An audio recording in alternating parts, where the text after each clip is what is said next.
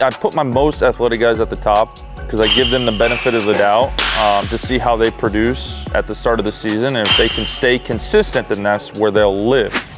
Atta boy. Yes, sir. In this video, we are going to talk about the lineup and the batting order and the common misconceptions with it and how I structure my order. This is just my perspective and my opinion from my experiences as a coach throughout the years, and I want to share this with you. Hopefully you can take away from this and apply to your team as well. The one thing I would never recommend from my perspective, and I hear this a lot from the youth teams, I would not create my lineup from best hitter to worst hitter because it creates a lot of inconsistencies throughout the lineup. You have your 1 through 4 hole getting on base, but then you have your 5 through 9 struggling to get on base. It doesn't really produce good turnover. You're not going to get a whole lot of runs out of it. You're not going to be able to get a whole lot of guys on base. You want to kind of mix that up. Even if you have guys that are struggling, the worst thing you can do is just keep bumping them down because then that creates a mental block in their head.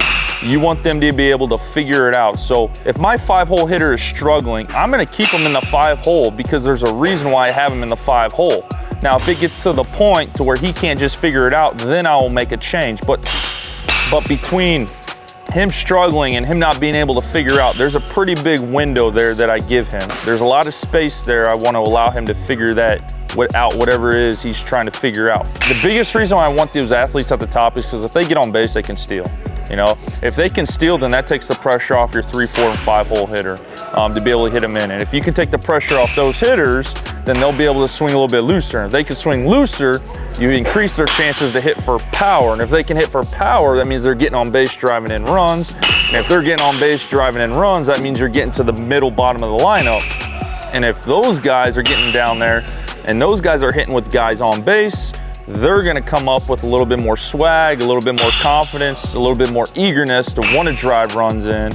And then obviously they're getting on base, now you're facing your 8, 9-hole hitter, you're back to your athletes, and now you got 4 athletes in a row. If I have a player struggling like we had just discussed, per se my 5-hole hitter, and we're playing an 8-week season as we do in the summer, I'll give them, if they're truly struggling, I will give them at least 2 weekends to figure it out.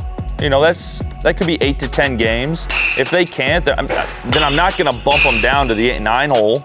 I may switch them with my 6-hole. I may move my 6-hole up to 5 and my 5 down to 6 just to get a different look.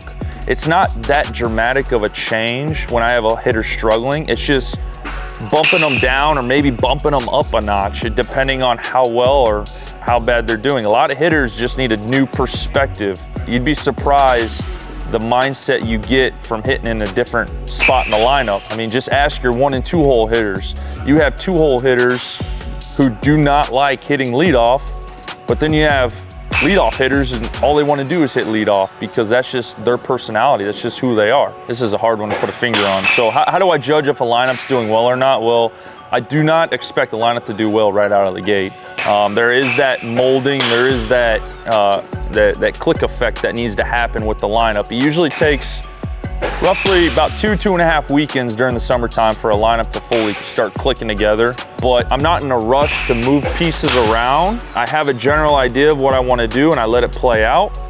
But if I am going to move stuff around, it's going to be quick, it's going to be often, but then once it's set, and then I get a taste of it. I want to sit back and observe it.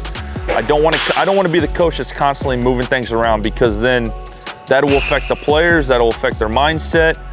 There'll be a lot of inconsistencies and that's not what we want. Thanks for watching this video. Please subscribe to our YouTube channel and stay consistent.